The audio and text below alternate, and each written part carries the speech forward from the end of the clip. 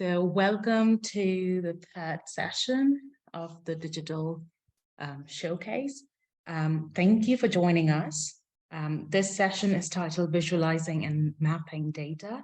We have 4 wonderful scholars here presenting 3 fascinating papers. And like in the previous sessions, we'll have all the presentations one after the other, and we'll follow it up with a Q&A in the end. So I'll quickly introduce our first speaker. Our first speaker is Margaret Smith. Margaret is a research assistant professor of digital humanities at Southern Illinois University, Edwardsville. She received her PhD in medieval history from St. Louis University in 2020. And prior to joining SIUE, she worked in digitization at the Barack Obama Presidential Library. Her paper today is titled Submission Strategies, the Irish Submissions to Richard II, 1395. Margaret, the floor is yours. Thank you. I know I just did this, but now I'm going to have to sort out my screens again. Too many tabs. All right. So in 1395, Richard II received the submissions of dozens of Irish lords. The submitting parties prostrated themselves and paid homage to the king before named witnesses. They swore an oath, usually in Irish and relayed through a trusted interpreter, and they bound themselves to financial penalties. While the particulars of this ritual sometimes varied, the overall consistency of the formula produced an invaluable resource in the accounts of the submissions. First transcribed and translated by Edmund Curtis in 1927, the notarial instruments and letters from this event offer a glimpse of the formal and informal networks that exercised an often invisible influence on the ruling classes of England and Ireland in the 14th century. Submission strategies, the Irish submissions to Richard II, 1395, uses this corpus of notarial instruments supplemented with annals entries, chancery records, property deeds, and other contemporary references to explore the strategies of negotiation employed by an Irish aristocracy striving for authority and legitimacy within an increasingly hostile state. Now, Richard's visit in 1394 and 95 and the wars and rebellions that surrounded it are closely intertwined with the decline of royal authority and growth of local autonomy in Ireland that together constitute a period often referred to as the Gaelic Resurgence. From the initial English invasion of Ireland in 1172, the English colony had grown in sort of fits and starts, eventually stretching out over much of Ireland's eastern province of Leinster.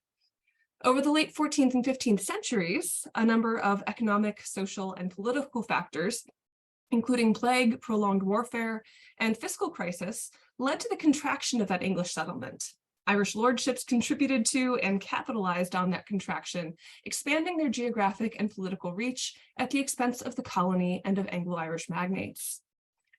Now, one of the most immediate threats to the English colony in 14th century Leinster was the growing power and coalescence of the Gaelic lordships in the region. By the late 14th century, Art McMurrough, the self-proclaimed Irish king of Leinster, had amassed a significant social network that included much of the Gaelic nobility of Leinster, as well as allies scattered across Ireland. That network was in large part built upon marital alliances, like his 1390 marriage to his second wife, the wealthy heiress Elizabeth Calf. However, that marriage was illegal under the recent Statute of Kilkenny, which, among other things, prohibited Gaelic and English intermarriage, and as a result, the Crown confiscated Elizabeth's inheritance in 1391, contributing to ongoing conflicts between McMurrough and his English and Anglo-Irish neighbors. The subject of a sort of related piece that I'm working on digs into those marital networks that we see in the submissions as well, which is why I focus so much on those networks, or rather on those marriages. At any rate, Richard II's arrival in Ireland in 1394 with some 8,000 to 10,000 troops constituted an ultimately unsuccessful effort to restore and strengthen royal authority in the face of these conflicts and of the Gaelic resurgence. Now, Art McMurrough's activities hit particularly close to home for the English government in Ireland, which is perhaps why scholars have historically sort of fixed on him as the chief instigator of Richard II's voyage. However, as Simon Egan has very convincingly argued, Richard in fact sought to tap into multiple networks of alliances as he negotiated with the Irish nobility. And Egan has identified two further competing networks beyond Art McMurrough's, centered around a few key political players. Now, as Egan's work demonstrates, understanding the rich and nuanced political milieu of Gaelic Ireland in this sort of medium conjuncture is a crucial prerequisite for evaluating the nature and impact of the Irish submissions to Richard. However, I want to argue that the reverse is also true, that the submissions themselves are a really important corpus for constructing a holistic picture of Ireland's and Irish lords' political positions within the North Atlantic archipelago. As Dorothy Johnston has noted, the submissions are often dismissed as this sort of momentary and ultimately meaningless gesture, quote, judged by what they affected rather than by what they sought to establish. Digital methods offer us a means of recapturing some of that missing substance in the submissions. And so submission strategies moves away from considering the submissions as a single event in a failed endeavor, and instead takes them as a full corpus documenting the individual acts, priorities, and networks of each submitting party, using social and spatial networks to uncover the political, social, and legal ties between and among the parties to the submissions. So submission strategies is exiting its pilot phase. It currently visualizes data from that corpus of notarial instruments documenting the submissions. I brought in some other sources to help identify, disambiguate, and locate people and places, but the core data in the current visualizations represents about 4 months in 1395, as Richard moved across the sort of eastern seaboard of Ireland. So let me introduce you to the data a little bit here. Here is my sort of raw material. This is Curtis's 1927 edition of the submissions. And here is a quick glimpse at how I've encoded it. This is a very quick glimpse. All of these tables are available on my website, although not in their most recent form. You can see there are tables here for the notarial instruments over here. So that's data about the submission event, like the date and location. There's a table for individual people, which has a standardized name, name variants, information about who they are and what role they're playing in the submissions, and then for the relationships between individuals. So those tables then form the basis of the existing visualizations of social networks and spatial networks. These visualizations help us identify and flesh out those networks identified at the top level by Egan, and they speak to interconnected social networks not only among Gaelic and Anglo-Irish nobility, but across Scotland, England, Wales, and beyond. Now, there are significant challenges to working with this data, and I'm always leery of the ways that digital projects can project clarity onto extremely murky sources. So as I began fleshing out the pilot phase of this project, I had 4 key priorities. I wanted a site that was technically sustainable and adhered as much as possible to principles of minimal computing. That's a work in progress. It is technically minimal, but not minimal in terms of labor. I wanted to support collaboration. As I quickly discovered, encoding this data well requires minute knowledge of the political and genealogical intricacies of dozens of lordships. It can't really be a solo project. I wanted it to support multimodal research, which is to say that I want to be able to embed those interactive visualizations within interpretive content and really take full advantage of the digital medium to make my arguments. And I wanted it to adhere to principles of data transparency. So data transparency is kind of my current shtick. So let me dig into this a little bit. The first of those principles is being clear about how I'm grappling with ambiguity. This data set is incredibly ambiguous, both because it's fragmentary, as most medieval sources, and especially most medieval Irish sources are, and because of things like naming conventions in medieval documents and the multilingual context in which the submissions were made. One of the most frequent types of ambiguity in identifying the submission participants is the prolific number of similarly named lordships. So for instance, when Edmund Curtis edited the submissions, he identified 5 distinct families named O'Connor. The O'Connor of Connacht, the O'Connor of Sligo, O'Connor Folly, O'Connor of Hurth, O'Connor of Thomond, and in addition to these, there was a separate family of O'Connors in Kerry. And despite the common name, some of these families bore no relation to each other whatsoever, and others were related only distantly. Further, The O'Conors of Connacht had suffered a recent rupture, causing the lordship to break into the two distinct political entities of O'Conor Don and O'Conor Rua. So, identifying and disambiguating references to each O'Conor, who might be from 7 distinct families, both in the submissions and in contemporary sources, presents this wickedly tangled problem, requiring extensive cross-referencing across primary and secondary sources.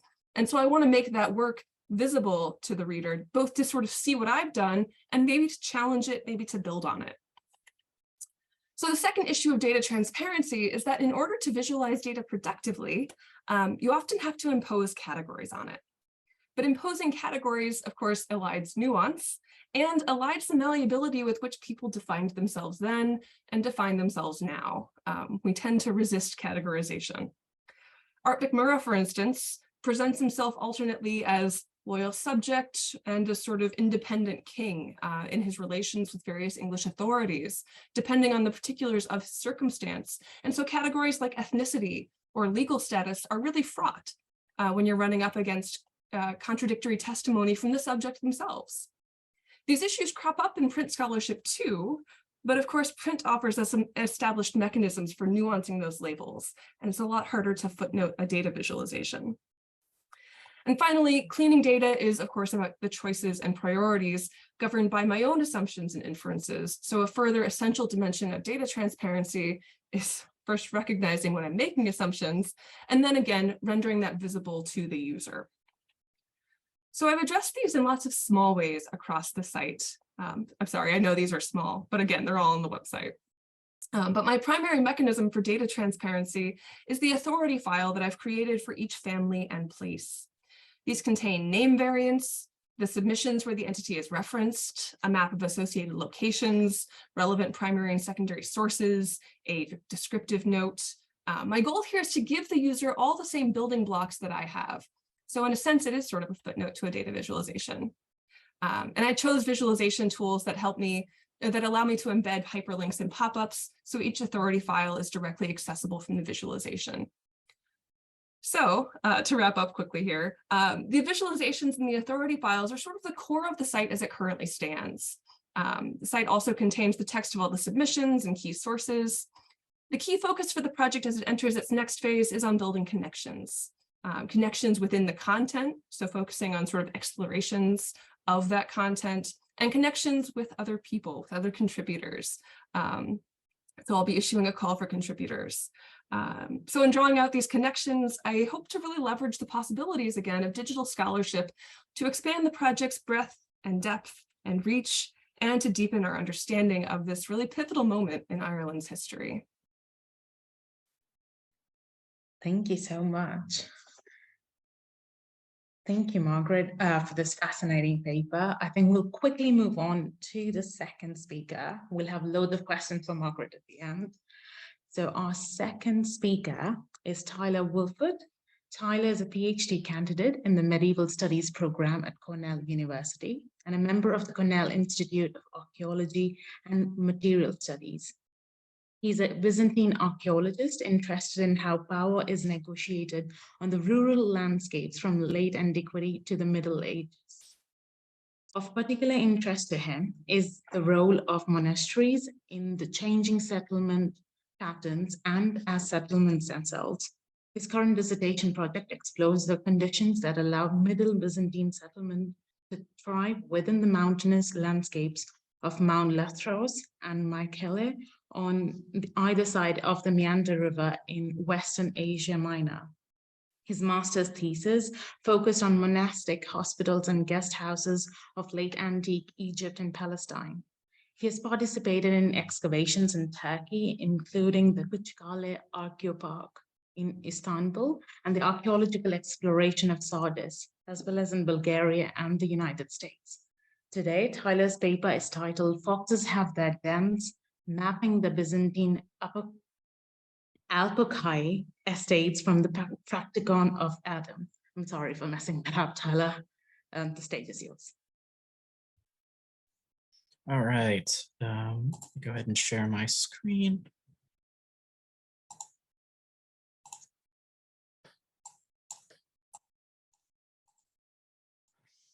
All right.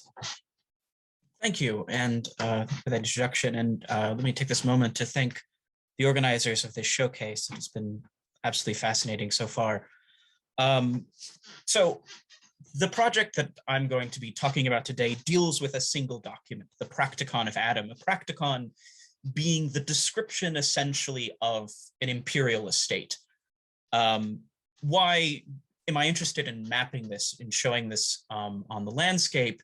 First and foremost, because I'm an archaeologist and I want to be able to get the archaeological data, the sort of survey data, and the sort of textual sources to talk to each other in a more sort of intimate way. But also beyond that, I think these documents, particularly the Practica with their investment in the sort of Byzantine survey tradition, which is very interested in sort of spatial relations on the landscape, the measurement of the landscape and ways to control it, really lends itself to the analysis of mapping. There is no sort of imposing of this sort of, I don't know, Cartesian mapping onto these documents. They're already participating in a Byzantine version of this tradition themselves. Little bit of historical context. So we are in the sort of last quarter of the 11th century. There's been this disastrous battle, Manzikert, the Byzantine Empire, in which causes a lot of problems later on, but is good for one person, and that's the Emperor Michael, the 7th Dukas, who rises to power because of it. And he has one person to thank, General Andronicus Dukas, his cousin, who helps him come into power. So the document itself is written up on the occasion of the emperor giving his cousin this estate, the Alopekai estate, which means foxes, which is the origin of the title, along with the Miletus estates, which is probably the more prosperous of the two. What we have surviving in the textual evidence is the lesser of the two estates. But when we come to the sort of complexities of the entire document, there are multiple parts of it, and I'm interested in only parts of it. So we have to sort of think about the estate and what the information the document gives us about the estate, divided first into two parts, which is why you have this line on the screen, between lands exploited directly, essentially plantations on the estate, and those that are exploited indirectly as sort of tenant leased out lands. And this second category gives us things like census data about tenants and peasants living there, while the former, which is what I'm interested in, gives us descriptions of the land itself, these border descriptions, which are very, very useful and detailed. But even within this first category, we further divide it between the designé, or the head property of Baris, named after a sort of shortening of an older family which had at one point owned the property, and a series of other estates and properties that are being exploited directly, which I think are coming from other estates. We don't really know, but it is this head property that is best described and provides the best information for the mapping process. One further division in which we have territory that's in the Meander Valley plain, and we have territory, part of this estate, that are in the hills. Now, the crucial distinction and between these two is that the former describes the land with numbers, with measurements, and this ultimately being one of the crucial bridging elements that allows this document to be mapped, and which demonstrates that it's really designed to be mapped in a lot of ways. So when we talk about the sort of measurements here, there is a sort of there is a Byzantine tradition in which we have a lot of survey documents, manuals of this period, which give the sort of how-to guide to any would-be bureaucrat, such as Adam. Actually, I didn't mention this earlier. The Practicon of Adam is named not after anyone who owns it, but again, named for the bureaucrat who carried it out. So he would have manuals such as these, which give the vast variety of units of measurement you could use. Now, this document doesn't participate in all of them, and in fact, it participates in two, ropes and knots. This is not the exact translation, particularly knots, but it gives us a sense of the mechanics that are going on when these are surveyed, in which you have a rope stretched out, as you see in this manuscript image, and that the relationship between the units are sort of based on the mechanics, that each rope has, in this case, 10 knots, which isn't always true in the Byzantine survey tradition. And that I've been following in this project, still back in 1970, edited those survey manuals, that one rope is 21.67 meters, which there's a little bit of play here, but we can talk about that Q&A if anyone's interested. But before we jump into sort of applying these numbers on the landscape, we have to take stock of why in the world you would go about doing this at all. Why survey the land with measurements and all of this? It's expensive. You've got to send your bureaucrat, you've got to pay for them. Why do it? And the first reason we might assume one would do it is to calculate the tax burden of the estate, what taxes they're paying. But ultimately, this is being given to the cousin of the emperor, so I don't know how much taxes he's actually paying. But ultimately, and for our purposes, probably the most important reason the owner of an estate wants the land to be surveyed before they get it is to determine the exact extent of the property and to thus know where your land ends and your neighbor's land begins. So if your neighbor starts plowing your fields, you can take him to court in Constantinople, win the case, and be happier for it. So this was my first attempt to make sense of this document. What you have before you is what I jokingly once referred to as bringing the analogue to the digital humanities, is a paper map drawing basically the description with a scale, but not georeferenced in any sense of the word.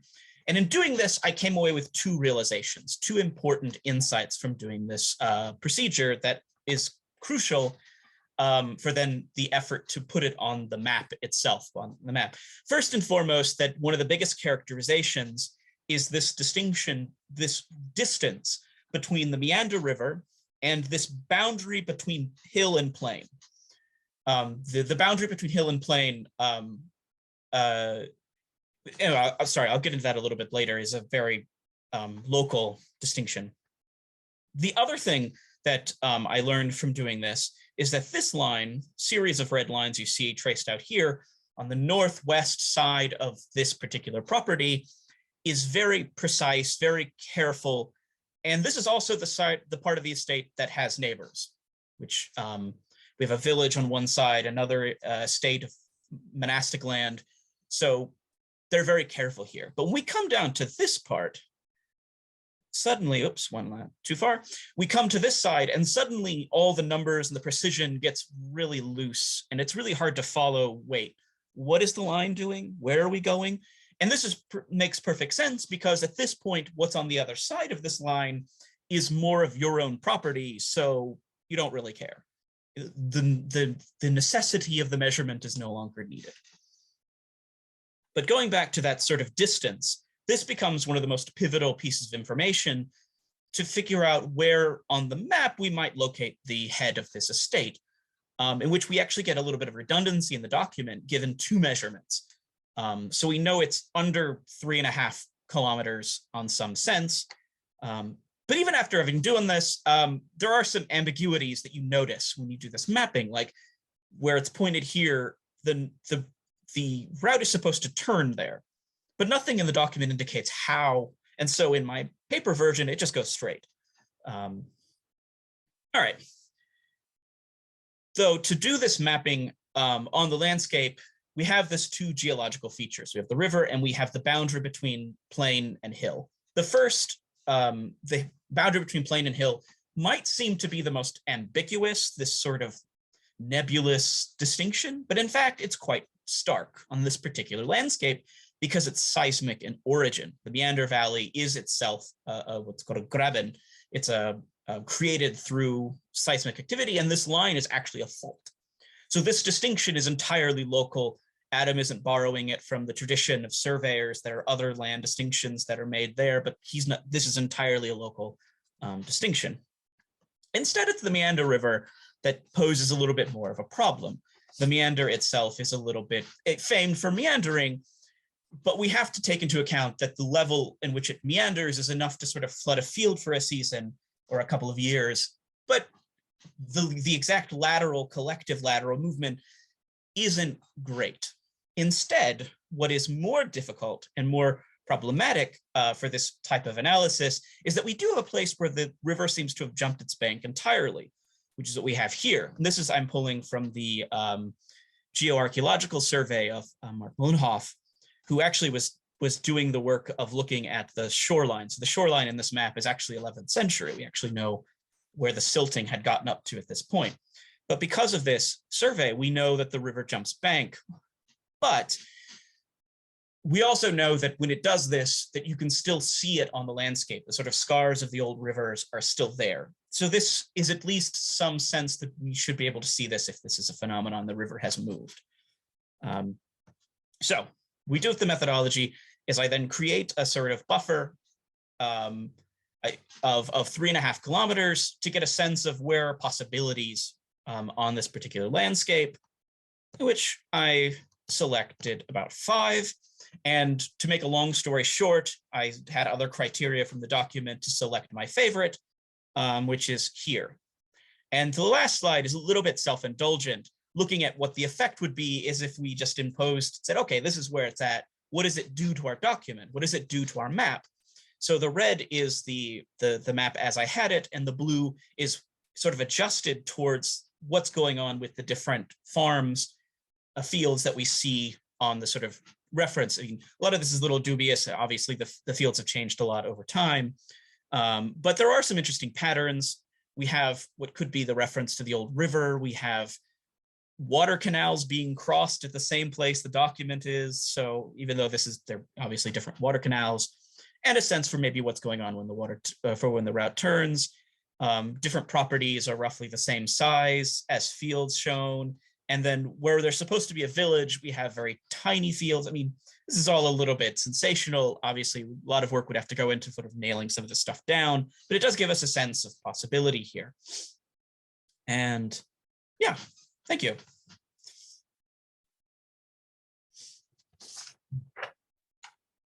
Thank you so much, Tyler.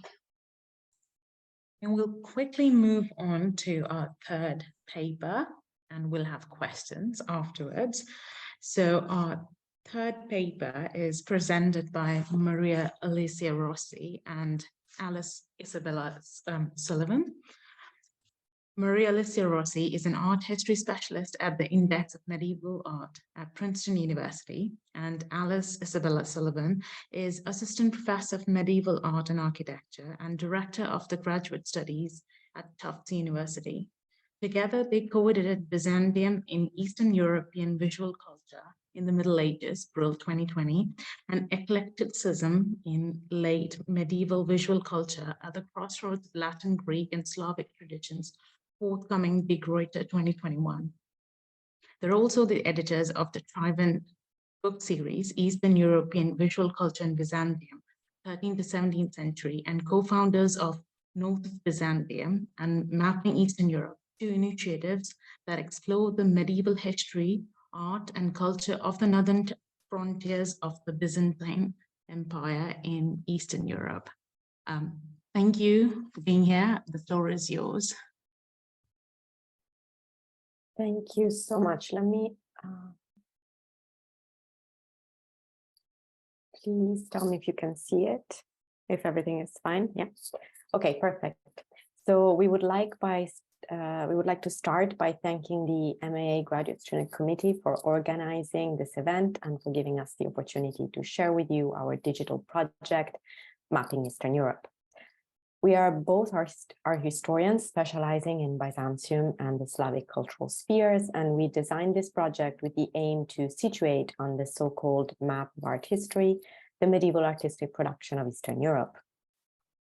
Mapping Eastern Europe is an open access interactive website intended to promote study, research, and teaching about the history, art, and culture of Eastern Europe between the 13th and 17th centuries, among students, teachers, scholars, and the wider public.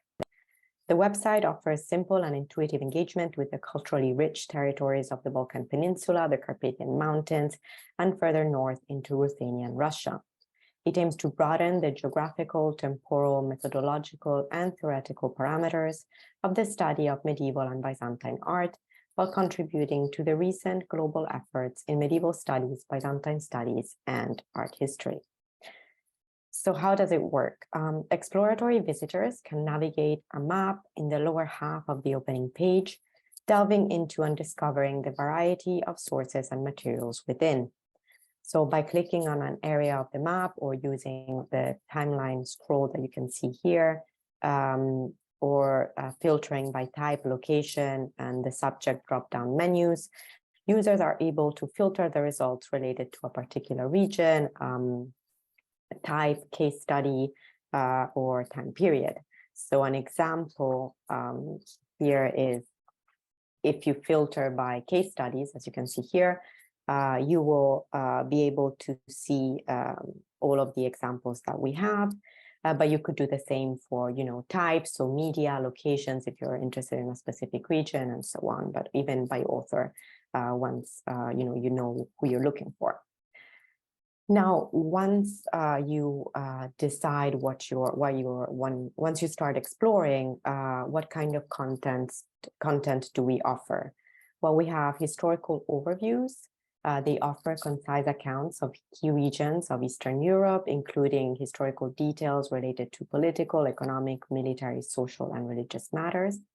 Like all the contributions we feature, they have a map to allow you to locate geographically, several illustrations, and then there's the body of the text that is divided into sections, and you can see the historical overview.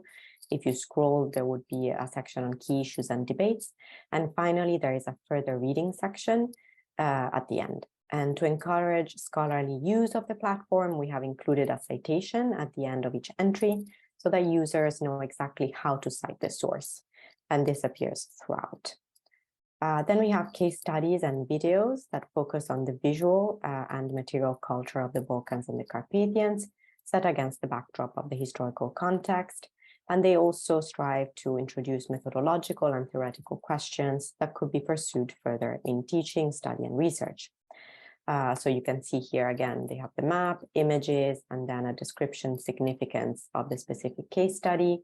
And in some instances where monuments carry extant inscriptions, we include the transcription and English translation, as you can see here. And once again, you have the further reading section and so on. We also have a page for ongoing projects, allowing scholars to disseminate in brief their ideas and work. Once again, you have the same setup. So you have a map with the geographical location, images, and then an overview.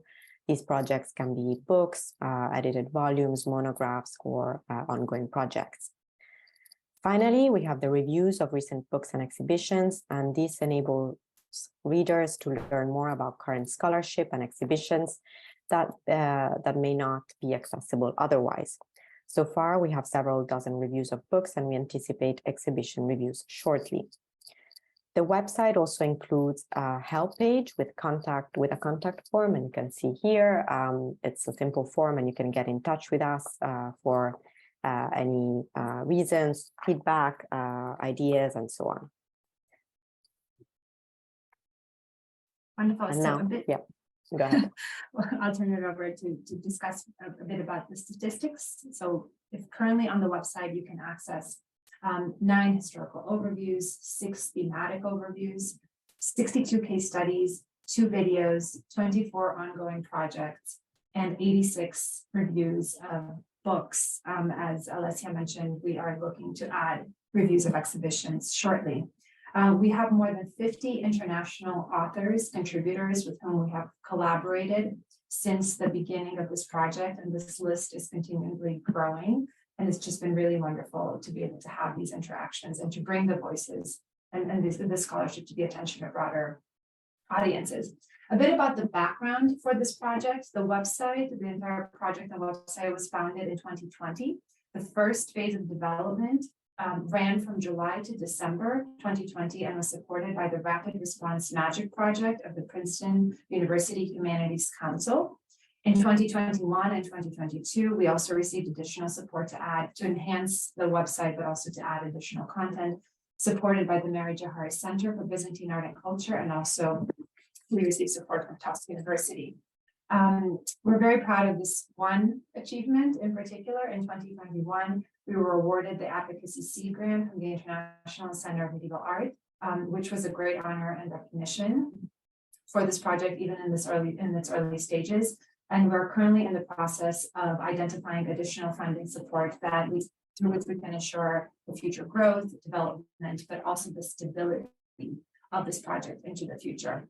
We are also using mostly the support to offer honoraria to our contributors. So why do we think this entire endeavor is important and worthwhile? For one thing, the history and artistic production of Eastern Europe have not been at the forefront of historical and art historical scholarship. To a large degree, the limited approaches have been a consequence of 20th century politics. We know that the Iron Curtain, shown here on the map on the right, created actual but also ideological barriers, rendering much of the relevant literature inaccessible and new fieldwork difficult to carry out, especially for much of the 20th century. As a result, both the local and the international intellectual communities lacked access to the resources necessary to examine more fully and also seriously the artistic production of Eastern Europe in their local and broader contexts. Over the years, there has also been a lack of access to sites, sources, and resources that would allow for the comprehensive study of any given region. With respect to Eastern Europe, the multitude of languages spoken across the region now, but also the languages of the primary sources have posed issues. And we're working mostly with sources written in Latin, Greek, and Church Slavonic. Outside of local scholarly circles and also nationalistic perspectives that have been pervasive in local scholarship, little has been accomplished. What we know from our work and from our own respective research projects, but also from our collaborative efforts, is that the rich artistic production of Eastern Europe is the result of local negotiations between competing traditions and worldviews, as the regions of the Balkans, the Carpathians, and further north developed at the crossroads of the Latin, Greek, and Slavic, and a little bit later also the Islamic cultural spheres and traditions. This local negotiation is wonderfully evident in the art, architecture, and visual culture of these regions, which we want to bring to the attention of broader audiences, especially through the case studies and through the videos. By offering contributions in English, written by researchers and intended for both specialist and non-specialist audiences, including students working on this material for the very first time, Mapping Eastern Europe connects various scholars and audiences around the study and appreciation of the history, art, and culture of medieval, late medieval Eastern Europe. The feedback has been illuminating that we've received so far. Users have commented on the accessibility of the site, our ongoing efforts for connectivity across regions, scholars, and audiences, as well as its applicability within and outside of academia. And we wanted to end with just the final comment about a tour company even used our website to identify key sites for their customers. So we thank you very much for your attention, and we hope that you will explore Mapping Eastern Europe website, use it in your study, teaching, and research. If you wish to be in touch, please use the contact form on the help page that Alessia mentioned. And also you can find us on Twitter, where we are now initiating an Advent series of posts leading up to the holiday season related to content drawn from the site. Thank you. Thank you so much. So I think we can quickly jump into the Q&A session. So please feel free to pop in your questions in the Q&A box. And the panelists and the hosts around here can put their hands up and ask a question. Let me see if we have any questions in the Q&A page. Not yet, but I do have loads of questions for all of you. Thank you so much for the wonderful presentations. I'll start with a question for Margaret. Margaret, you touched upon, and I think you were talking more about it towards the end, about collaboration within your project. It's one of your goals you mentioned. So could you please talk a little more about it? How do you go about facilitating collaboration for a project like yours? Sure. Well, currently that's a little bit aspirational since I haven't yet issued any calls for contributors. But I did, this started as a conference paper where I was like, oh, I'll just create a social network of all these interpreters. And then immediately realized that, of course, I was delving into a lot of political intricacies very much wrapped up in local contexts, and I mean extremely local contexts, not just in Ireland, which is already quite complicated politically, but also in Scotland and in England, and across the Isles and in France. And so I realized that this was a project that would be at its best with collaborators to contribute and to really kind of flesh out the breadth of this network that we're seeing. So my goal is on the website, I have, and I can bring this up quickly and share my screen again. I've sort of built this into the website a little bit in the sense that I've got these contributor sections at both on the front page and then at the bottom of each individual page to sort of identify the people who are shaping these records. And I really want to be able to identify the kinds of contributions that people are making, both to benefit the project, but then also to benefit the contributors themselves and to make this, useful professionally. I'm still refining my workflows for that, because right now these are all just straight HTML files that live in a GitHub repository. So. Thank you. Let me see if we have any questions in the Q&A box. Yes, we do have a question from Laura Morielli. I hate to ask this question, but I'm wondering if you will have considered cataloging, documenting your projects along the way. So this is for all our presenters. I can answer this a little bit, which is, you may have noticed that my presentation dug into some of the technical details a little bit, and it derives from much longer presentations that dig into those technical details. And I've also got an article under review that sort of fleshes those decisions out and the way that I sort of conceptualize the project. But also as a fervent advocate for digital humanities peer review, yes, I am definitely considering both the DDP and other ways of sort of cataloging this project at its various stages. And of course, since it's in a GitHub repository, it's also versioned automatically. Tyler, Alice, Alicia, do you have something to add to that? Yes, so I think that's a great question. Thank you, Laura. We have been from the very beginning organizing our files and our data on the back end. So we do keep a running list of the scholars that we work with, the content that we feature with key terms, date ranges, extra details that don't necessarily make it onto the front end. So we are keeping record, but I think we could be a bit more organized and deliberate in documenting this material, because even in the last couple of years, it's grown in really exciting ways, and it will continue to grow. So keeping those records organized will be very important. Maybe even making them available in some capacity. Yeah.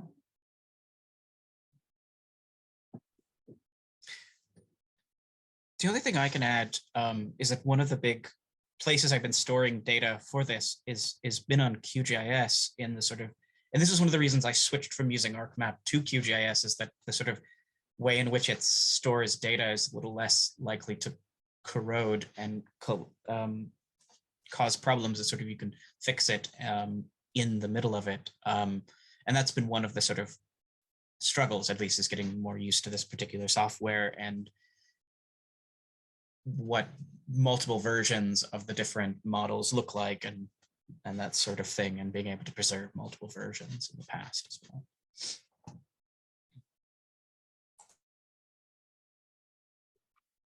Thank you. As we wait for questions in the Q&A box, I have another question. Oh, wait, somebody beat me to it. Oh, it's Laura being really grateful. She says, thank you. So I think I'll take this opportunity to ask Alicia and Alice about copyright issues. If you've faced any, how do you deal with that? You've such wonderful images on your website. So how do you go about negotiating copyright? I'm going to start, Alice, and then you can jump in. I think the first thing that we decided to treat And I think we have also a disclaimer. We do like journals or any other publications, so it's up to the author to make sure that they keep track of their copyrights, and then they have to tell us, they have to give us all the details of where they took their images from, who's the copyright holder, and so on and so forth. We have uploaded images that are not at the highest resolution also for that.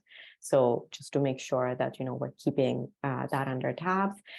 So we have the disclaimer on the website. And then, as we said, we cite the author for their content and for the images. So that's the way. We are not an image repository, so we're not pretending to do that. We do not have the copyright of any of the images.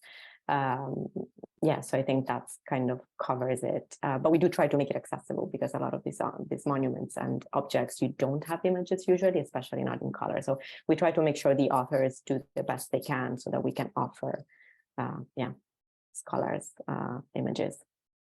Alice, I don't know if I Yes, go ahead. I just wanted to add that for at the very top of each page, each entry for the historical overview or the thematic overview or the case studies, we have a series of images that you can click on that opens up the image in a separate screen, and it has a caption describing what it is and then also indicating the source. So if anybody's coming to any of this material anew and they would want to get better access to images or to find a particular object in the collection, they could reach out to us, but they could also reach out to the authors who have written those respective entries, or to the institution that holds that particular object to acquire higher resolution images for their own study or publication. So we're trying to be as transparent with the information that we provide and the visual material that we provide as well.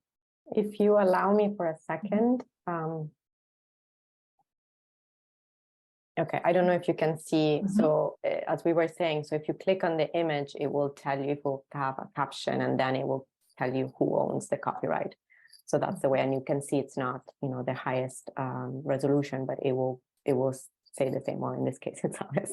But yeah, so yeah, that's the way we have tried to cover all of our bases. Awesome, thank you. A follow-up to that. I saw that in one of the pictures that you've shared that it was taken by Alice, I think. So could you talk a bit about perhaps how the project began, the earliest stages of it? Because you have loads of your own resources put in there. So it would be really fascinating to hear about how you started. We both do. So both Alessia and I have authored entries on the site drawn from our respective research projects. So we have our own individual research agendas, but then we also have these collaborative projects that have developed and grown since I want to say for about 5 years now, Alessia, if I'm not wrong. Exactly. But this entire project started, or the idea for this project, this initial proposal to Princeton for as part of this funding scheme competition, started with the pandemic, when institutions were closing their doors, when archives were closing, where travel was no longer possible. And we just thought, well, we know these sites, we've been there many times. Well, we have this network of colleagues who are being kind of closed off from one another because of everybody being secluded to their own apartments and homes. And what is a way in which we can continue bringing these voices in conversation and making this work accessible? So when we first designed the project, the idea was to make content available and accessible and make research that we are familiar with, but might not be at the forefront of everybody's interests or in everybody's search engine or bibliographies, make that content available and accessible. So when we designed the proposal, we originally only had historical overviews and case studies and ongoing projects and reviews. And then we realized as we were populating these various categories that we wanted to have thematic overviews as well to complement. And we thought that video case studies might also add an interesting angle. So far, we only have 2 video case studies. Those are more difficult to create and they're quite costly, or they could be quite costly, the more visually intricate they are, but we're hoping we can grow this aspect of the site in the future.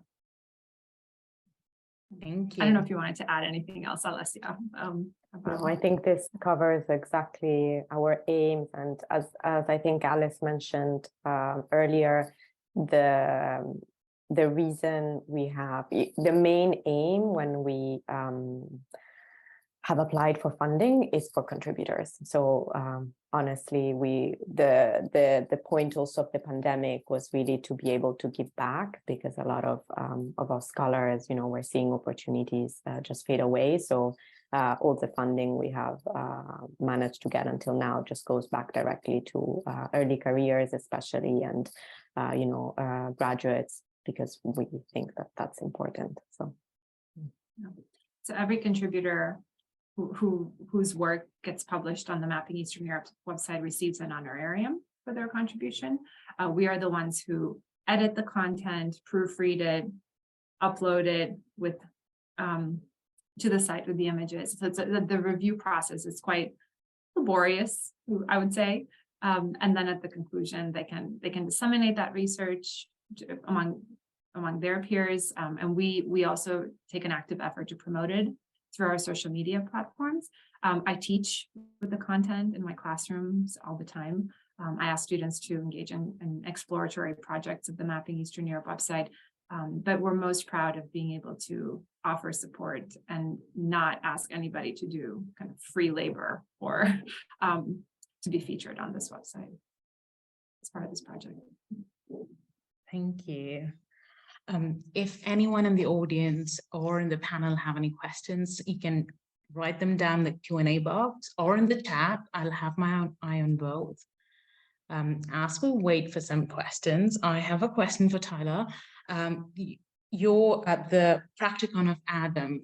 You said it kind of, from your presentation, sounded like it was a manuscript made to be like visualized, is that one of the reasons you chose this specific? Because you mentioned there are other practica around as well in this period of time. Is that the reason? What is the reason you chose this particular text to work with? Yeah, the reason that I have this particular text, and what's unique about this practicon, is that it's early. We have examples that are just as detailed later, 13th, 14th century, but for the 11th, it stands alone as far as I'm as well. I mean, in terms of its detail, and having that sort of, it's the detail, but also the specificity of sort of that it is sort of number heavy, sort of like we are going out and making measurements of this landscape. And that is a fundamental part of how the description of the landscape works in this document, I think lends itself quite well to attempts to map it. And I think one thing to add to the sort of the sense of, okay, this is a document made to be mapped isn't just something that I get from like, my work with it, but also we have examples of court cases, later court cases, but in the same region, in which we see judges literally taking documents like this, going out to the landscape. Okay, we have the document and we see the markers. Oh, yep, your document matches, you win the case. So that this is very sort of like the precision, if we can call it that, of sort of mapping the landscape has legal consequences. And this is part of the reason you would do it. Yeah. Fascinating. Can I ask you about measurement? And you touched upon that, and you said this is something you'd like to talk more about in the Q&A. Could you talk a bit about it? Yeah. So if there is a sort of ambiguity, I have this citation from Steelbach that is this very precise 21.67 meters is a rope. We know from the sort of tradition of surveying that there's a lot of variation, and there's a lot of ambiguity even within this tradition of these survey manuals, in which we know that in certain periods they change the length. And in fact, one of them could have been done by the very emperor who issued this document. The Practicon could have issued an order in which, if I've got this right, he is decreasing the size of the knot of the orgiai, which would essentially, I might have it backwards, but it's a way of like raising taxes sneakily because you can't really quite tell what's that's one way to do it. Suddenly your land is now more units than it was previously. So that is an ambiguity that we don't really know if this is before or after, or this is affecting this document or not. And we also, probably the biggest thing is that these documents are cosmopolitan and very invested in Bithynia. And so one could wonder if this is even applicable to this area, whether whether the units of measurement were different in this area. So it goes from being a sort of a data point to a variable. It could quite easily be, oh, actually, we should be, this is a way to test to see, okay, actually, no, their ropes are smaller or longer, or they're using a different thing. And we probably should expect some variation from province to province, from theme to theme. Awesome, thank you. This is a quick question for all the speakers. All your projects seems to get into political or have been inspired by political challenges or affected, let's put it that way, by political challenges. How do you address it in the project? How do you acknowledge it? Do you address it? How do you deal with it in your output? We have like 4 minutes, so if we can go around quickly, if you have thoughts about it that you'd like to share. Thank you.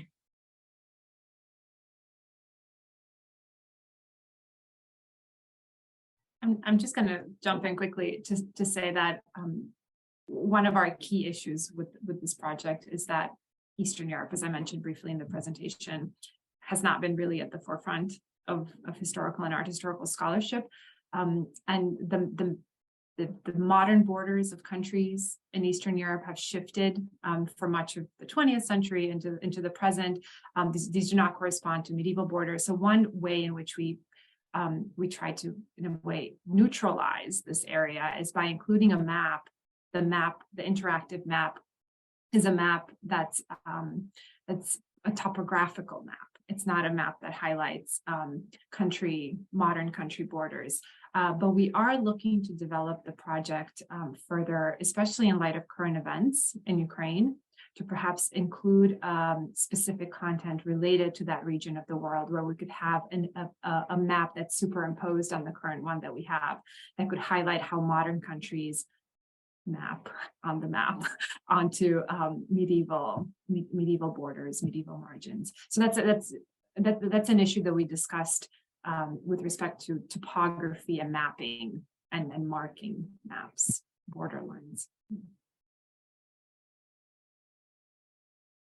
I can say that, mostly I think about the medieval political contexts of these sources, and I sort of treat these visualizations, which, because the source, the corpora are so fragmentary, they're not really statistically significant in the way that you might expect from a social network analysis. And so I treat these visualizations as sort of a discovery layer. And then those authority files provide a place to really sort of flesh out the political contexts, the motivations, how we see these submissions fitting into the broader political context for each person, for each place. And that's why I also bring in those other primary sources too that relate to those people and to those places. And so I'm sort of trying to treat these submissions as a way to enter into the broader political context of Ireland from 1350 to 1450 approximately. There is, of course, also a sort of modern political context too, because part of the reason that Ireland's historical record is so fragmentary is, of course, because the Public Records Office was shelled in 1922, destroying a significant portion of Ireland's administrative records, including things related to this exact period. And so the other thing I'm trying to do then is to marshal all of these sort of fragmentary corpora and use them to sort of fill in each other's gaps a little bit to respond to that really significant loss in the archive. I also just want to make a brief note that I really am enjoying how all three of these projects are sort of tapping into these borderlands. And I think there's some really interesting overlaps there. I think for this project, which is part of the my larger dissertation project, where sort of modern political boundaries and borders come into it more, is less here in this particular area, but I'm also looking at these monasteries on these mountains that are nearby, and one of them is quite literally now a military station because just beyond it is Samos in Greece. So this sort of border is now sort of imposed there that wouldn't have made sense in the Middle Ages. The only other sort of political thing that I've been thinking about is that the act of mapping itself is fundamentally political, and with this type of document that deals in that world, they have to be quite explicit about it. They can't be like the sort of idea in which the mapping sort of fits into the background, an assumption of how you look at a landscape. No, you have to justify every time he puts a measurement in this document, because this is not assumed. And in fact, it is quite, the politics and the sort of control of the landscape is very much necessary to generate the document. Thank you so much. This was a fascinating discussion and wonderful papers. And I love how we towards the end, we got to talking about borderlands. I didn't want to bring it up because we've been talking about borders and boundaries all this year at various conferences, but I love that that's where we've ended up.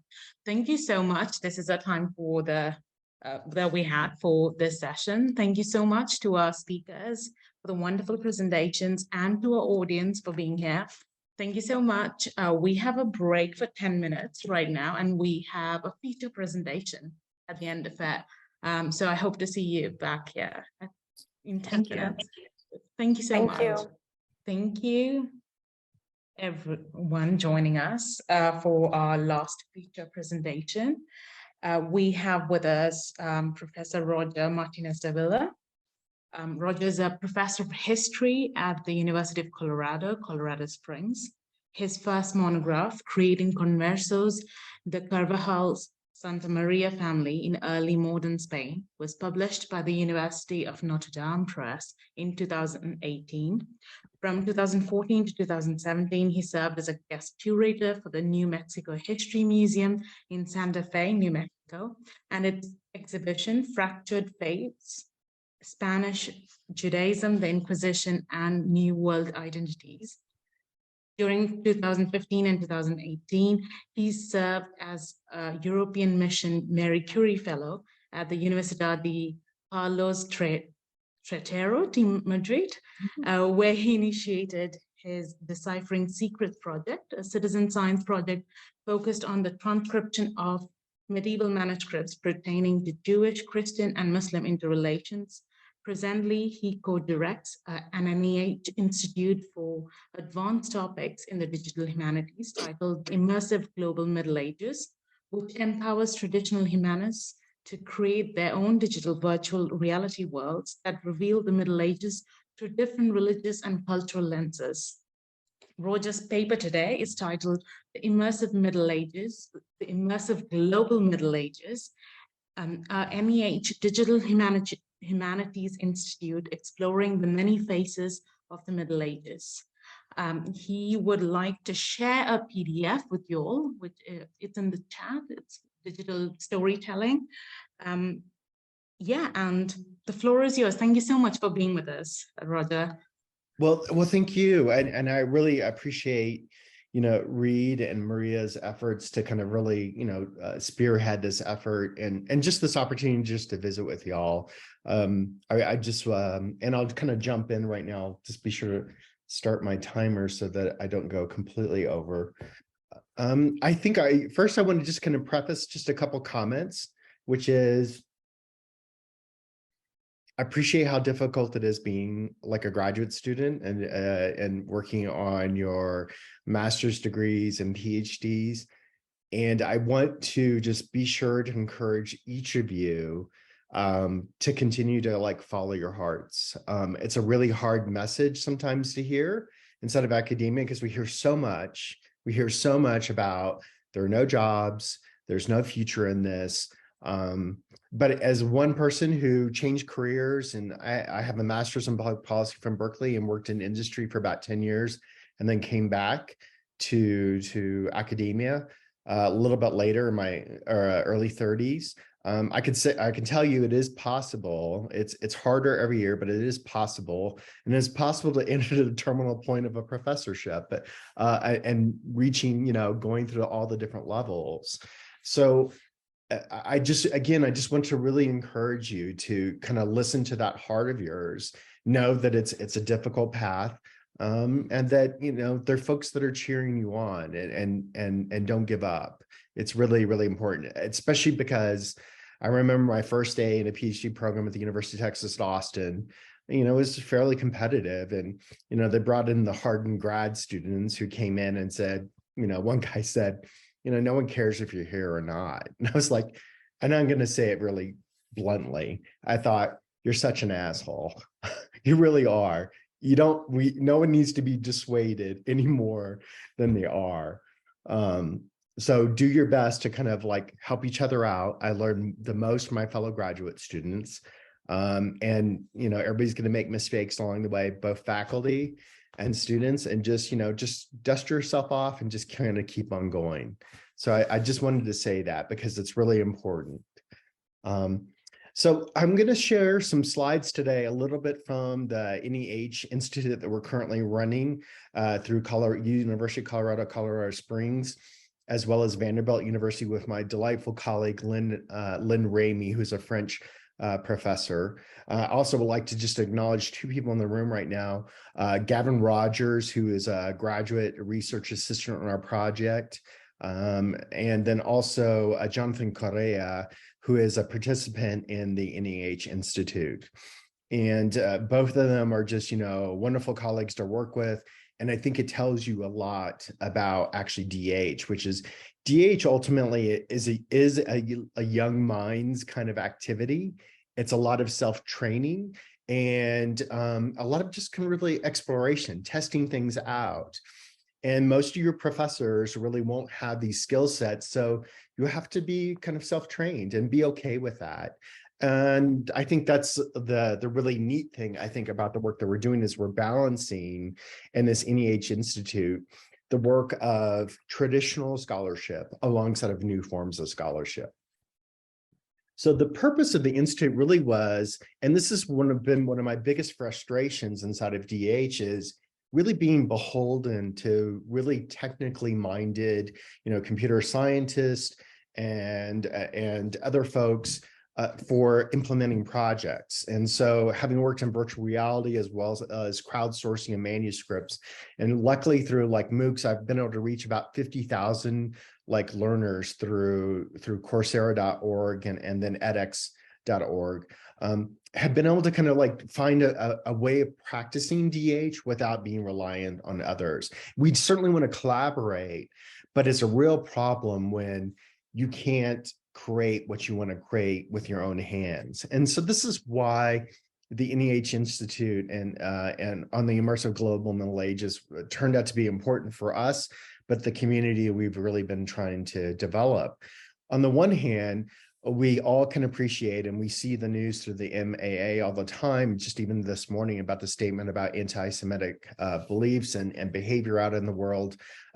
Medieval studies is really populated with a lot of kind of old guard kind of thinking about scholarship. And, we see this in the words of like the AHA president saying, we really shouldn't be looking at these kind of like identity issues.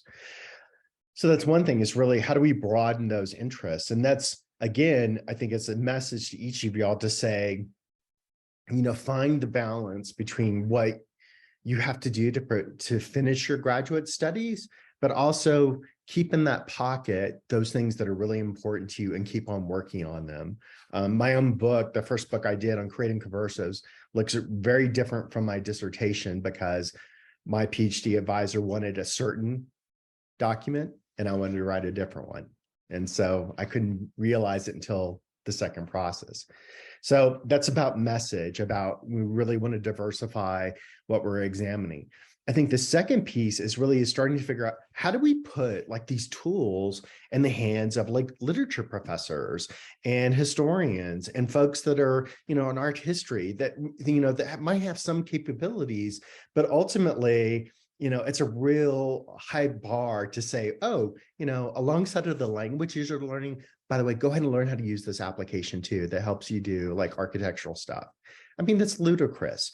So what we tried to do, and I'll start to show these elements in a couple of minutes, is really kind of find tool sets. And this really a kind of, I think of the lens of what I'm presenting is a tool set that is usable, but it's applicable to other things in the sense that you should find tool sets that can work for you, that you can learn and apply them to your work. So in this case, I'll show you examples from SketchUp Pro, which is actually an architectural program, but it has a really simplistic format of creating and designing. And that creation and design is really accessible even to like old brains like mine, as well as younger brains and students at all different levels. And so really actually through working in the classroom with undergraduates and graduate students, learning that we can envision something together that's based off medieval manuscripts, off of like old plans and maps and archaeological reports, and create that ourselves inside of a SketchUp Pro. And there are corollaries in the other ways for the other pieces. So frankly, sometimes, a Google sheet is the best solution to the problem. Sometimes a Google form for data collection is the best solution because it's simple, it's easy to manage. So, don't feel like you have to have all these other skill sets. And in this respect, we've really been fortunate to kind of work and create a community around this global Middle Ages to really think about. So the range of folks that we're working with really are all the way from Saudi Arabia, from Prince Sultan University, Professor Hadir, who is working on a three-dimensional model of the House of Wisdom in Baghdad during the Abbasid period, and using that as a teaching tool, but also as kind of almost a way to kind of present the different formats of learning that were occurring in that medieval period. And in this way, really kind of broadening, our understandings, bringing to life what we understand about the origins of like Western civilization, and I think the folks in the room would probably appreciate that we know that Western civilization includes Islamic civilization now, and the way that maybe we weren't ready to acknowledge that in the past. So this integration, or work of like Ted Holt, who's at a historically Black college, who's bringing these types of works to his students, but examining how does the Spanish Reconquista, the reconquest during the 1200s, how does that felt by Islamic communities in southern Spain, and looking at actually developing a three-dimensional model of a city and showing how different parishes were being settled in the city. So we know that there's this enormous cathedral structure that was the form of mosque, but then how different kind of particularities of the different religious orders are just even kind of what you would consider like diaconal priests, how they approached the different types of populations, and that those created different types of parishes and created different responses and different interpretations of Christianity that allowed for, this semblance of some continuation of Islamic belief systems. And as someone who studies like Sephardic Jews who convert to Christianity, we know that these cultural traits and linguistic traits and belief systems don't evaporate. Sometimes they just go deep inside the people, or they do evaporate, and we want to study that. And then lastly, I can just even mention the work of colleagues at Fordham University who are examining really how medieval history has been presented even in our own world. So like in New York City, if like a good medievalist, I'm sure you've wanted to, if you haven't already visited the cloisters, to kind of experience a little bit of Gothic Europe right in the center of the city, or at least at the tip of the city. And what was interesting about our colleagues there is how they're thinking about, well, what was the cloisters when it was first created? And how was it presented in terms of the artifacts that were there? So very much so, as they recreate a model there of what it looked like working from imagery and photographs and what they know about the collection, really starting to examine what's the relationship between scholarship and public access to history. So again, just as relevant today, that we see how history is kind of manipulated and shifted in directions to fit the needs of any unique culture at a time. And so it'll be interesting to see where they arrive.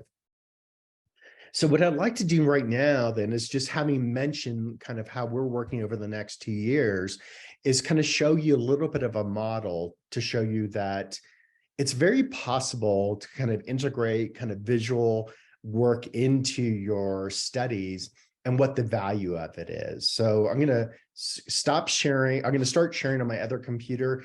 And then, because I've learned through sharing 2 screens before that my nose is enormous, I'm going to turn off this video. And so I will be less, self-conscious, but you'll still be able to hear me. So I'm going to jump over to this other computer and we'll go there. I think it's important to, to be to kind of like make fun of yourself, because, that's the way the classroom works, right? Sometimes the best thing to do is just have fun in the classroom. Yeah. So I'm not going to be able to hear anyone for a moment. So I apologize, but, and y'all can still hear me. Is that correct? Can I just get a thumbs up? Oh, good. Thank you, Maria. So what we're looking at right now is actually a 3-dimensional model of the city of Plasencia, Spain. And Plasencia is on the western frontier of the border with Portugal, maybe no more than maybe 30 kilometers. And so in this way, it kind of shares kind of an interesting relationship with other kind of like regional cultures, but also just changes over time. And what you see, which is kind of fun about a product like SketchUp Pro, is it actually generates topography. So this is not a flat city in any way. And this is one of my primary concerns, is we often, experience worlds in a really different way. And often we can do this through these 3-dimensional tools.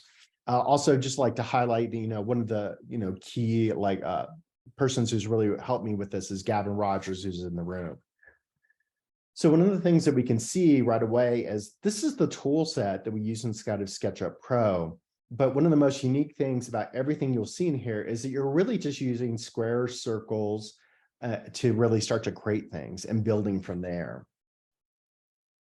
So what we can do now is actually see, what does the city look like? And I want to showcase just a little bit of how we can actually do storytelling along the way. So we will see scenes that have been recorded, and this is going to now, let's see if we'll get this to work just perfectly. So it's going to move us to a certain place in the environment. And what you'll see here is like this network of streets that are placed into the medieval city. And we've just used maps that are below the surface as reference tools. But then we can place ourselves in the environment and start to actually think about this as both a pedagogical tool, but also as a storytelling tool, maybe even in a research perspectives.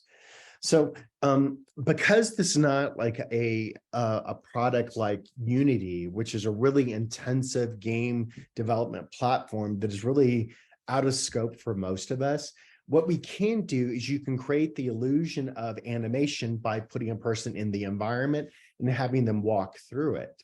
So in this case, it's almost like a search where we're telling students or, our colleagues, it's 1431 in the Christian calendar and a terrible event has transpired. Fartolo and his wife were found dead in the river. What should we do? So in many ways, this allows for kind of a person to kind of explore a world, to head towards a rabbi's house, to go visit the mayor, to kind of like learn like what is operating in this world in 1413, what is going on. And then as we move through the environment, you can do this as walking, but also we can have it pre-programmed. You can start to tell different stories. So here we can tell the story of Diego Gonzalez the Carvalho, who is a knight. And as you move into these environments, you can then kind of move closer and inspect things. So we can actually go inside these houses and visit the residents, and then also have, almost in a way, kind of a museum-like infrastructure that you're visiting the world. Then as we move further along, we can start to see new things that are kind of occurring. I'm going to zoom out just a little bit. Now here in this world that we've created, we're in the center of the Jewish quarter.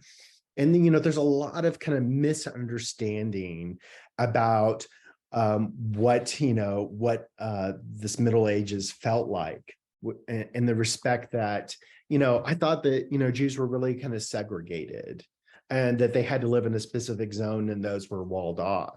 What we kind of find on the facts on the ground by using the primary sources is we see that actually that's not the case at all. So this whole region that I'm kind of circling right here is the primary Jewish zone.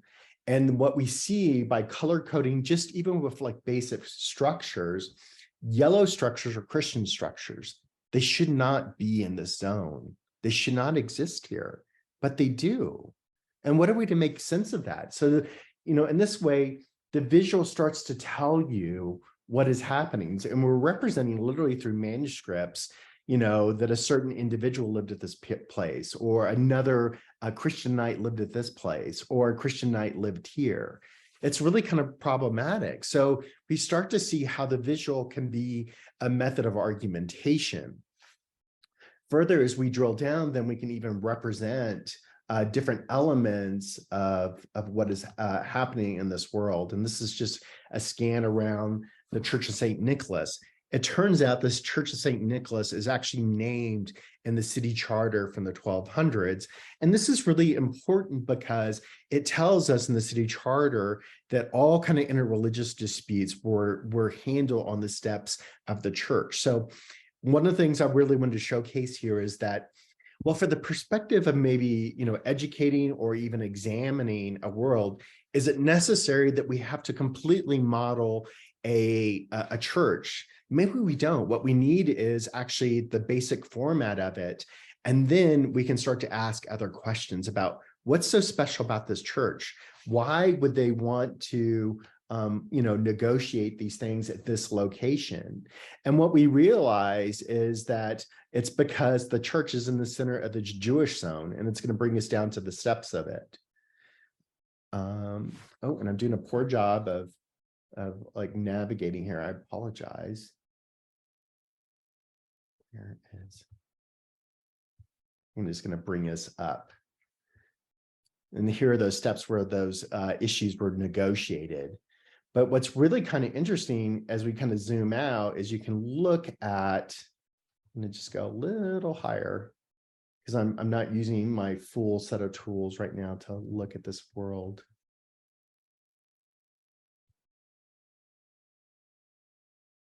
What we can see, what's happening in this little zone right here, here's the Church of St. Nicholas where they're negotiating interfaith disputes, is that we also start to notice, well, what's this Christian structure over here? And what we learn is actually through this model that it turns out the cathedral school that would eventually migrate to Salamanca and become the medieval university of the University of Salamanca was actually started in the Jewish quarter.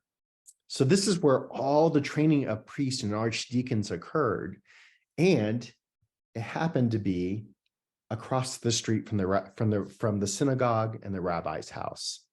So it really starts to change our perspective about what does this world really feel like? That you can visually see and feel what is occurring. Moreover, in these kind of programs, you can start to get maps of the environment to understand close proximities. So one of the most amazing things that I've learned through this mapping and creating the visual worlds was, even though, and I'll just do this, even though the cathedral is over here and is really the center of like Christian life, and you have like an ecclesiastical district over here, we see there are no walls, and that there are Christians living all up and down the street of Shoemaker Street, all the way to the Plaza Mayor. And probably in most cases, the priests were spending most of their life over in the ecclesiastical district and moving back and forth between there and the cathedral, or maybe to the different kind of parish churches. But when we think about how religious life is lived and felt by communities, it's most likely that the Christians that lived in this vicinity here, the most exposure they actually had to any kind of religious authority was probably the rabbi, because the rabbi would travel the street at least every Tuesday to go to the market. So this again changes our perspective maybe about the nature of kind of the proximity of the different kind of religious groups, and maybe even the frequency of contact. You would think that maybe, maybe you would see the rabbi pretty regularly, but you might only see your priest once a week at the cathedral. So that's just another piece. The last thing I kind of wanted to show you, and we'll go in this a little bit more in depth, is kind of actually we can show what is actually happening on the ground. And in this case, this is actually a model of the synagogue that we've been able to redevelop based off the original manuscript sources. And it's important because the synagogue no longer exists. It's, of course, like most places in Spain, the synagogue was turned into a church at first, and then it was destroyed. And a convent in the name of Saint Vincent Ferrer, who was the most egregious of proselytizers of Jewish communities, a convent was built there. But what we've done here again is, and I wanted to show you, is each of these individuals in the environment, we can actually label to say who lived here at a specific time. And then it actually allows us to kind of back into, well, potentially we know the footprint of the synagogue, but also could start to speculate about, well, then how many people are fitting in that synagogue? Who is there in the synagogue? And the records tell us who's there. So that's just, one little element of it. So I'm going to stop this share and to just move over to my regular presentation. So I just wanted you to see kind of like, what does this application look like and feel like? And it's a free application that you can use online as you need. So I'm going to use the last kind of maybe about 5 to 10 minutes to look through the workbook that I've sent along that's being shared, because, I think it's really hard often to think through, like, what is the process that I use to like get from like a stack of stuff to maybe a conceptual model that could be actually, and I've used images like these in my own publications to literally show people what I mean. So it's one thing to, I think, we're very textually based, and I am too, but if we can show what we mean, like, no, this is the church, this is the synagogue, they're right here, and you could see the size of relative humans, you start to realize, oh, that's really kind of close. This is not an arm's distance kind of thing. So I'll just open this other presentation. And I'm just going to do some highlights of it because it's meant as a workbook, and we actually used it in the NEH Institute, and I've just kind of hacked it up a little bit for our purposes. So over 20 pages, really what we try to do is thinking about how do you do digital storytelling through visualization. And some of the pieces that we'll look at are just some worksheets of how we do this. And then what are the different types of products you can generate out of this that may appear either kind of in a museum exhibition, could appear inside of a publication of a book or something like that. Or, frankly, now we start to think about really kind of video and YouTube type of pieces so that we think about how are we kind of really impacting the world we live in. So moving along these slides, just a little quickly, the worksheets really kind of get at like starting to think about, and it really kind of mirrors, and this is what's kind of cool, you can make it work for yourself. It mirrors what we do every day when we're writing articles or writing papers. You're thinking about like, how do I assemble my evidence into like a real argument, right? And like demonstrate what I'm doing. So we kind of start with like, kind of what is the story? And then start to think about like threads of time and how we're telling the story over time.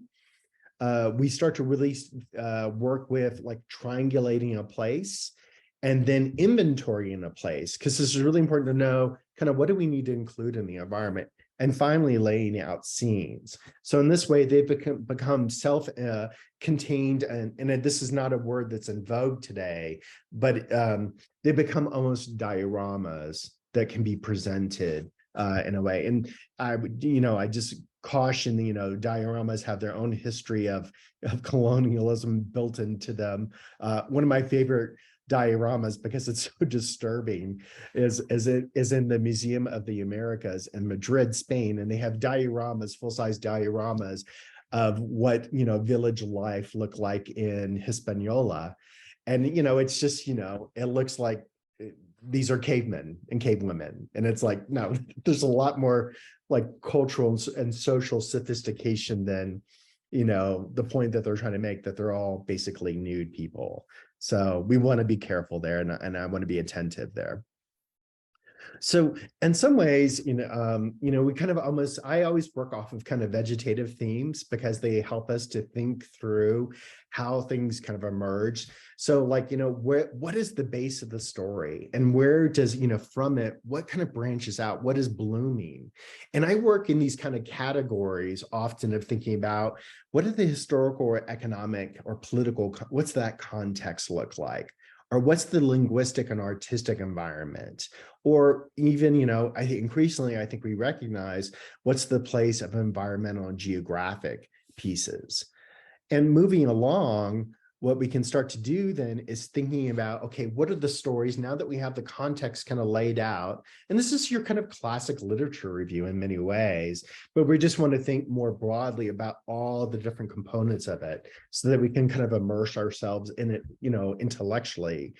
We start to think about, okay, is there a master story to tell here? And that thinking about this almost as a narrative plane, that we're starting in an origin plane, and there are actually probably different strands of history that are running through it. So it's this is what I like about the visual world, which is potentially what you can do is tell three completely different stories, but in the same space. And one of the ways you can think about is, what's a child's perspective of this world? And literally putting yourself down at that level, right? And how do they see the world? Who is visible, who's invisible?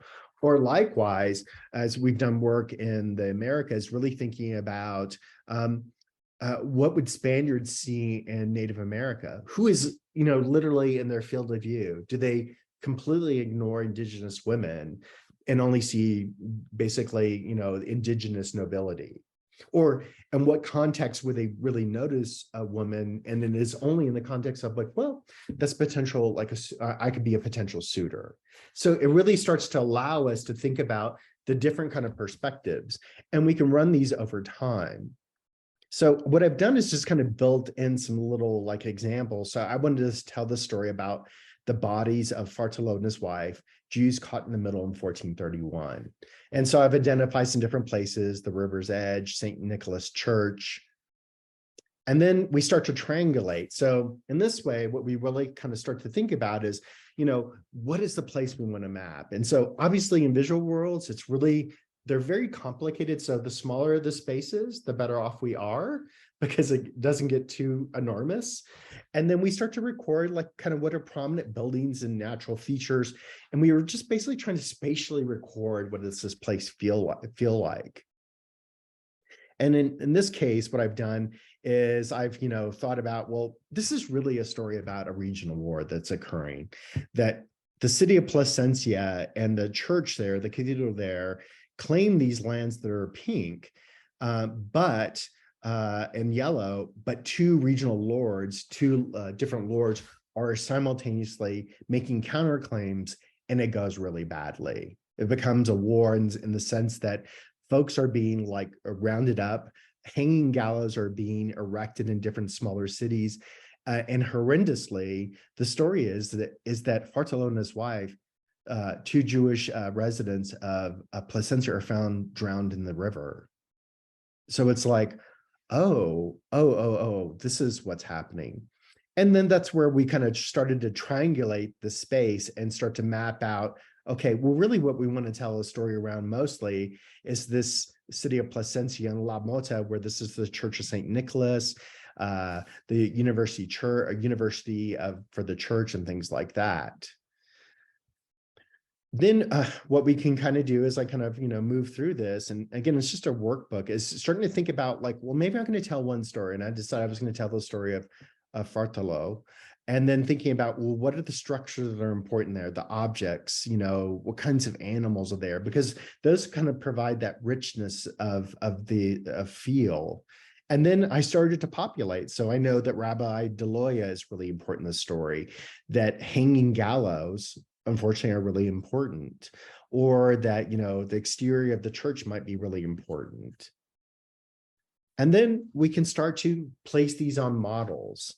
And this is where we start to use some of the virtual archaeology principles that are used today. One of them is known as the principles of Sevilla, and they use color coding to indicate the certainty of evidence we have.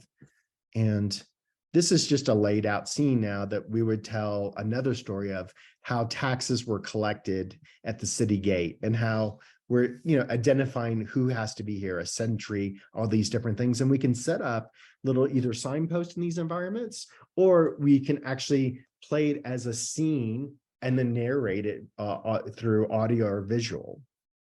I'm going to now just jump ahead because I wanted to show you how this can kind of really end up, which is we did a couple things, which is one is kind of creating a 3D dimensional model of the synagogue using these tools really quickly.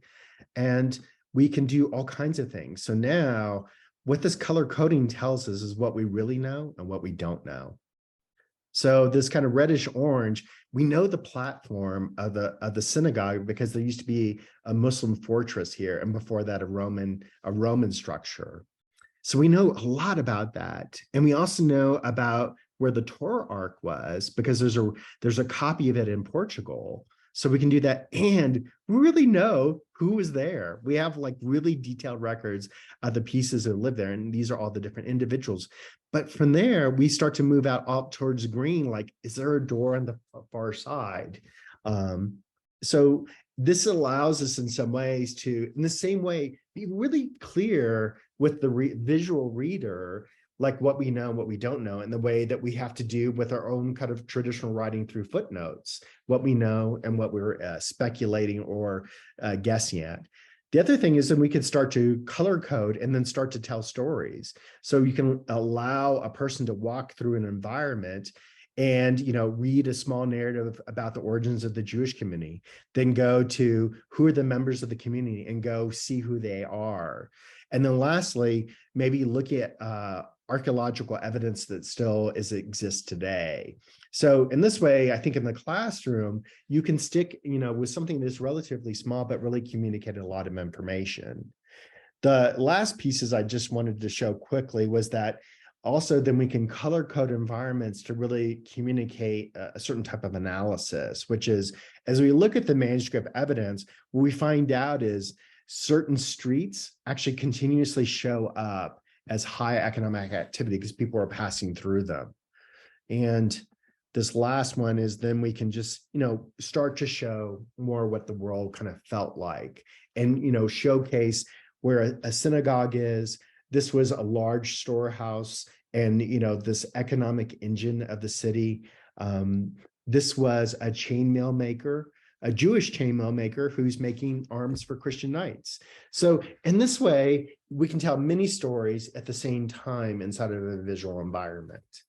So that's really it. And I apologize for as long as I went. I just wanted you to kind of get a good feel for all those different pieces. And then you have a workbook to go play with during the winter months if you'd like to.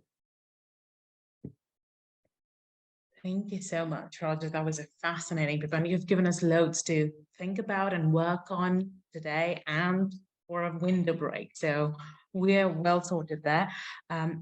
So we'll head to the Q&A session now. Sure. So if you have any questions, the audience members, the panelists, please put it in the Q&A box or in the chat. I'll keep an eye on both.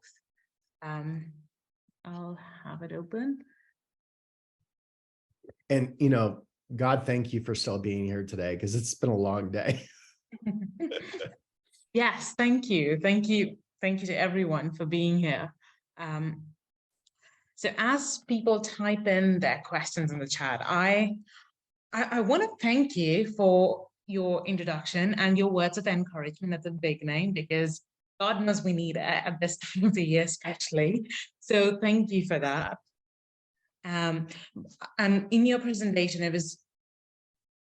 it was very interesting, fascinating, and inspiring to see how these visual tools can be used to think about spaces that have been clinically, not just spaces, people who have been clinically categorized, separated into these categories. That modern scholarship is just about beginning to question these categories and these divisions. So it was very fascinating to see that. But you also at one point mentioned how you're working with scholars outside of Europe, outside of the West.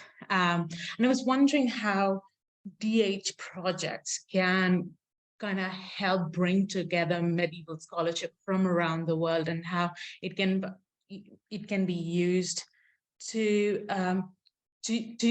actually tap into scholarship resources around the world, and kind of take away that imbalance that existing imbalance that we have between the West and the rest of the world in terms of resources, everything else. So yeah, if you could address that quickly. And we have a question in the chat. Okay, good. Well, I'll try to answer that one briefly.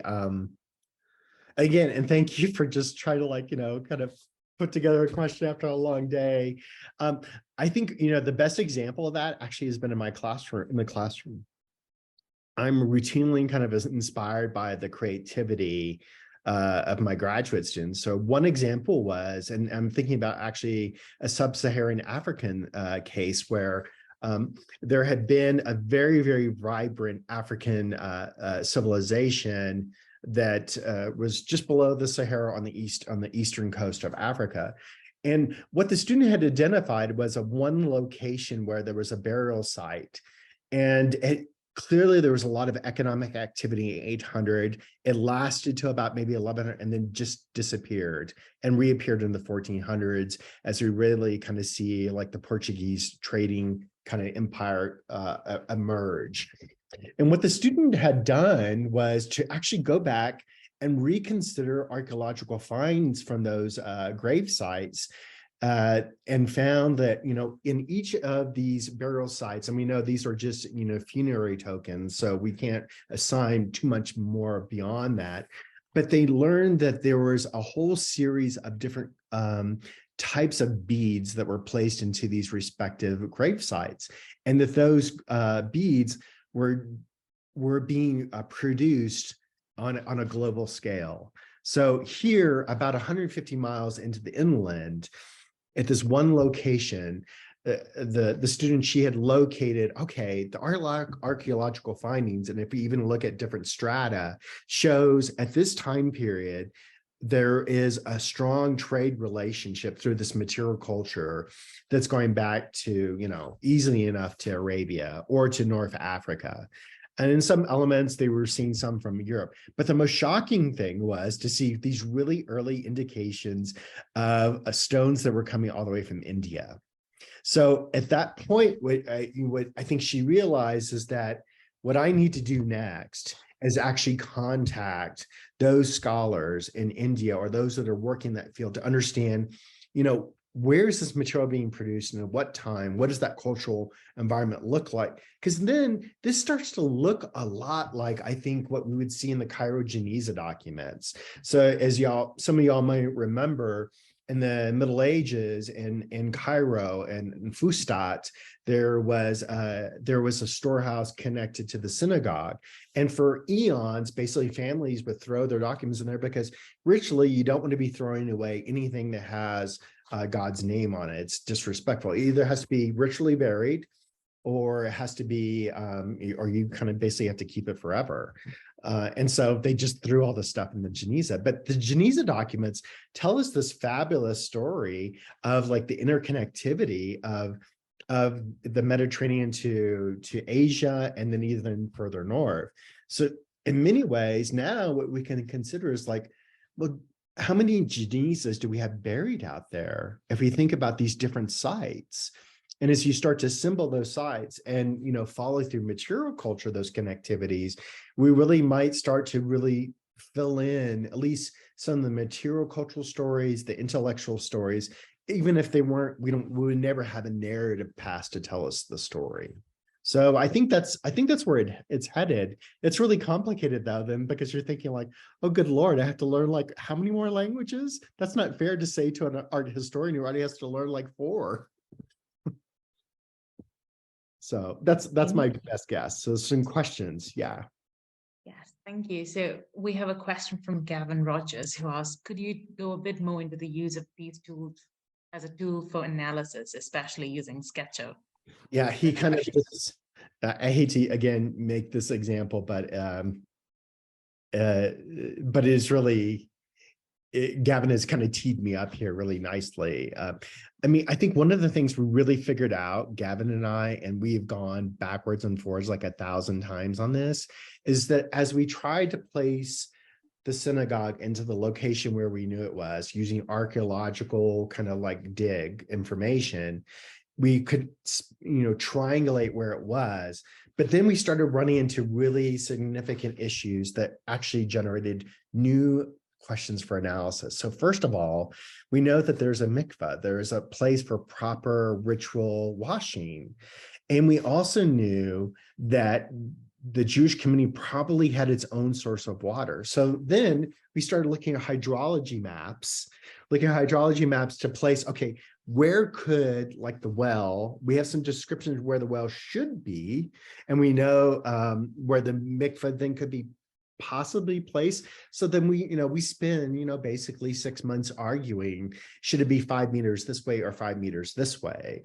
But what it generated was a really, I think, the important questions, which was, all right, well, then we do know that this community had its own source of water. This is going to bring up other issues then to like the traditional beliefs that Christians might have populated, which is, oh, Christians are poisoning, or Jews are poisoning Christian wells, especially during the plague. So if there's a dedicated water system over here, maybe to what extent are Jews leaving that area and, avoiding these kind of potential confrontations? Or is this really not applicable to the Spanish experience, because this water is located in this zone? The other pieces that we started to figure out was just placement of the Torah ark and the structure. And like, we know that, certain streets are certain locations. So then, you're really moving very tightly in a space to figure out what can occur. I think probably the most important thing we found out, and this is really is Gavin's discovery, is that the more we dug into, and metaphorically dug into the site, as historians, we realized I had really a big misconception about the synagogue. That, the tradition is that we see a very kind of Andalusian Mudahar style that is, that is well preserved in the city of Toledo today, that is among the most stunning of preserved synagogues. But what Gavin kind of really started to piece together through chronicles, because we know this region of Spain was conquered by Leonese Spaniards as opposed to Castilian Spaniards, and that brought a linguistic tradition with it, as well as a human tradition. So in that way, Gavin was able to ascertain, there's probably a unique Jewish community that is existing in this region that's sharing more with the Leonese to the north and towards Galicia, where Santiago de Compostela is, and Portugal, then maybe it shares with its cousins that are just about 100 miles away in Toledo. And that was reflected in the architecture that we were starting to see. So in that way, the process of recreating the environment generated the questions we needed to ask that we had never considered asking, because it's like you're confronted with it visually, which is, this just doesn't work. So I think that's been really exciting to think about in the same way that we do kind of traditional studies and like through textual studies, and we're trying to resolve, and I'll leave it with this. We're trying to resolve what we're reading on the page, and the paleography can be a problem. And then we try to correct our errors. And, you know, the perfect case in point for me was, I remember back in around 2006, I thought I'd found like all academics here, you're like, I thought I had found the smoking gun that would prove my dissertation. I was like, oh, this is so wonderful. It was a Last Will and Testament, and it showed, I thought it showed this marriage between a Spanish Christian knight and a Jewish convert to Christianity. So I took it to the municipal archivist, who is an expert paleographer, and I said, so Esther, what do you think about this? You know, is this what I think it is? And she looks at me and she says, Roger, two men cannot be married in the Middle Ages. And it, you know, it's the point is like, I totally blown the paleography, you know, never mind. Okay, yes, the very, very backward way of thinking in that time period. But like, I misread the paleography. I made a mistake there. And in that same way that mistake helped facilitate new research and finding what I could find, the visual analysis does the same thing. You find the mistakes, you know, and then it allows you to come at the research question in new ways. Thank you so much, Roger, for the wonderful presentation and for answering all the questions out there. But I'm afraid we're running out of time. Yeah, we're out. So, is there there's a thank you from Gavin. So thank you. I must pass on the mic to Reed now. Thank you so much for the wonderful presentation. Thank you to all our audience for your patience with us all day today. Sorry, it seems like all day, but I'm so sorry. It's 9:30 for me, so you know I'm checking out. Thank you so much. Thank you, everyone. On Reed. Thank you so much, Maria. Hopefully everyone can hear me and see my screen share. Thank you so much, Roger, for this incredible presentation. It's just a great way to end what was already a really exciting day of really wonderful presentations. So the Graduate Student Committee would like to give another round of applause and thanks to all our attendees, speakers, and session chairs for making today's event so special and exciting. Seeing all of these different visualizations of data and just all these different projects that are going on was like really energizing. And I think it's the time of the year where that sort of thing is really wonderful to see. So congratulations to everyone. Thank you again to the Medieval Academy for helping make this event possible, especially Executive Director Lisa Fagan-Davis and Communications and Membership Coordinator Chris Cole. A recording of today's event will be posted soon on the Medieval Academy's YouTube channel, so please feel free to check that out in the coming days and weeks. At this time, as you can see on my screen, I am sharing a QR code that you can scan to take a very short anonymous survey for providing feedback on today's event. If you'd like to know more about the GSC and the work we do, once again, please check out our social media pages and the Medieval Academy website. Self-nominations to join the committee for a 2-year term are due 15 January. Moreover, I would like to briefly mention 3 upcoming events to look forward to this spring. We will be hosting a 3rd podcasting webinar, a workshop on community outreach programs, which I think connects a lot with what we saw today, and a 2nd installment of our webinar series on opportunities for medievalists who would like to work beyond academia. We hope you can join us in the spring for any of these events. Thank you again, and good evening, or on your time zone, maybe afternoon or something, but thank you so much.